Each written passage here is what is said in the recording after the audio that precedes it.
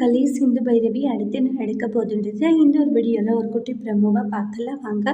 அதுக்கு முன்னாடி நீங்கள் நம்மளோட சேனலுக்கு இதை ஃபஸ்ட் டைம் வரதா இருந்தால் நம்மளோட சேனலை நீங்கள் சப்ஸ்கிரைபர் பண்ணிக்கோங்க, பக்கத்தில் பெல் ஐக்கானையும் கிளிக் பண்ணிக்கோங்க.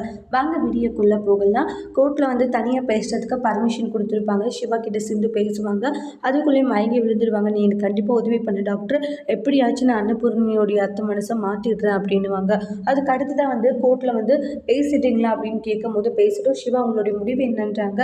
சிந்து வந்து சில பொய்கள் சொல்லி கல்யாணம் பண்ணிட்டாதான், ஆனால் இன்றைக்கி நான் அவளை ஏற்றுக்கணுன்னா கூட அதுக்கு என் பெரியம்மாவுடைய பர்மிஷன் எனக்கு வேணுன்றாங்க. என் பெரியம்மா என்ன சொல்கிறாங்களோ அதுபடி தான் நான் கேட்பேன். அவங்க வேண்டான்னா எனக்கு சிந்து வேண்டாம் அப்படின்ற மாதிரி சொல்லிவிடுவாங்க.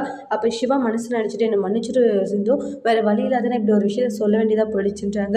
டாக்டரே உன் மேலே நான் நம்பிக்கை வச்சேன், ஆனால் என்னுடைய நம்பிக்கையை நீ இப்படி சுக்குநூறாக உடைப்பன்ட்டு நான் எந்த காரணத்தை கொண்டும் நினச்சி கூட பார்க்கவே இல்லைன்றாங்க. இப்படி பண்ணிட்டு டாக்டர் அப்படின்ட்டு பயங்கரமாக ஃபீல் பண்ணிட்டு இருக்காங்க. நீ ஏமாத்திட்டா அப்படின்னு சொல்லிட்டு இந்த இடத்துல வந்து அன்னபூரணியும் கூப்பிட்டு விசாரிக்கிறாங்க. அவங்க ஃபேமிலியில் இருக்க எல்லாரும் விசாரிக்கும் போது சிந்து வந்து மறுபடியும் இங்கே சிவாவுடைய வாழ்க்கையில் வரக்கூடாதுன்ற மாதிரி எல்லாரும் சொல்கிறாங்க. சிந்துடைய வாழ்க்கை என்ன ஆக போகுதுன்னு வெயிட் பண்ணி பார்க்கலாம். தேங்க்யூ.